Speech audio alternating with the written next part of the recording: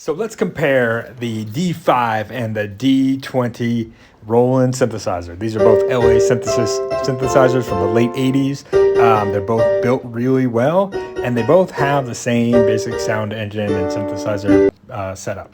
However, they have different features, and you can see the Roland D-5 is smaller, and it doesn't have a disk drive on it, which makes it like literally about a third of the weight of the D-20.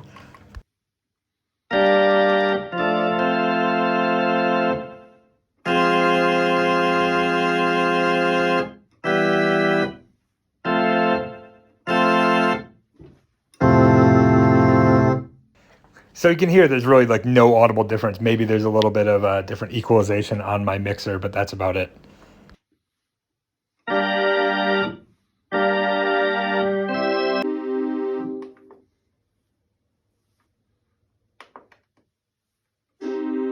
So let's get into the differences between these two Roland synthesizers.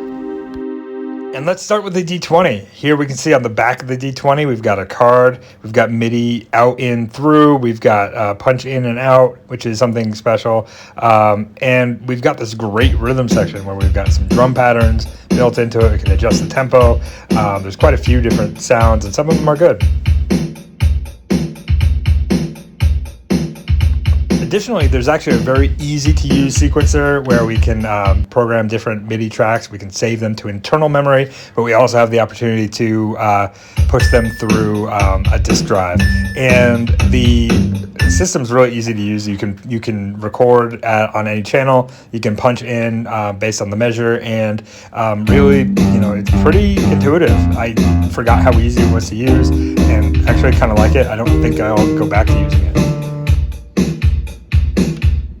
And there's a fancy 3.5 disk drive. Okay, now to the D5. You can see on the back of the D5, we've got that same memory slot. We've got no punch in, punch out, but the same MIDI slots. And you can see that the power supply is actually off board. The key features here are the arpeggiator, which is not on the D20. It will work off a split initially, so you're gonna have to change the split to be, or no split, or change the split to go all the way up.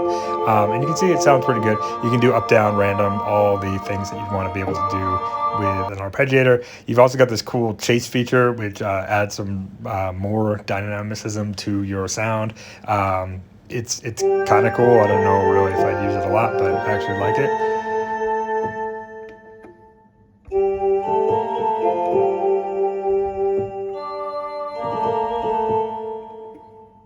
So you can hear the difference between chase and no chase. And now let's get into the harmony, which allows for basically for you to use a chord, but it's also more of like turns it into a mono synth.